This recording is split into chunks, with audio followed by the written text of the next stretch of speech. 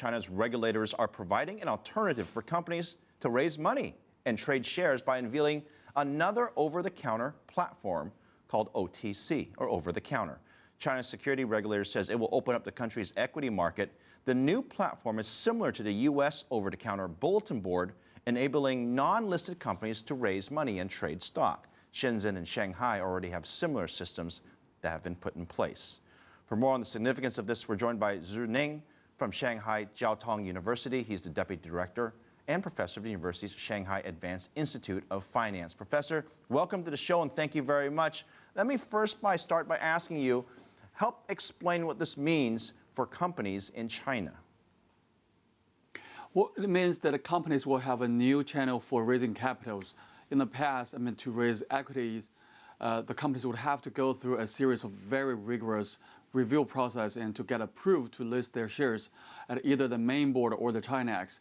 And now that we have the OTC, the companies will have a new channel for raising capitals even before they are officially listed on the main board or the Chinax board. So that's giving them a lot of flexibility for not only raising capitals, but also letting the market be aware of the existence of such companies and such new business models or new products.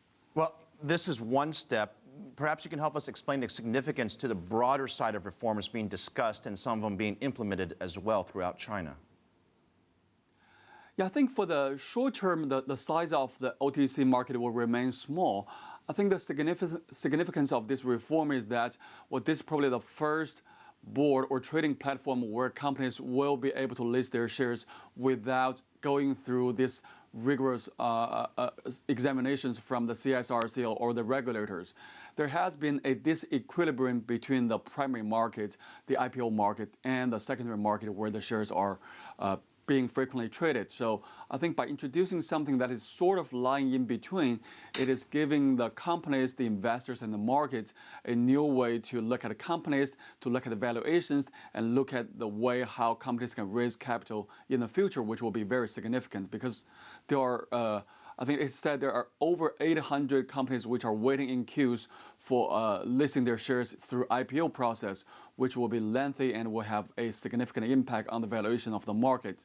So with this new venue of raising capital or trading, I think this will sort of alleviate the problem of overcrowdedness in the IPO market. Professor, there's a lot of expectations both from corporate China and also from investors who look at China as well in terms of the time frame of when a lot of these reforms get implemented, whether it's longer or shorter. Give us a sense of what investors should expect over the next couple of years.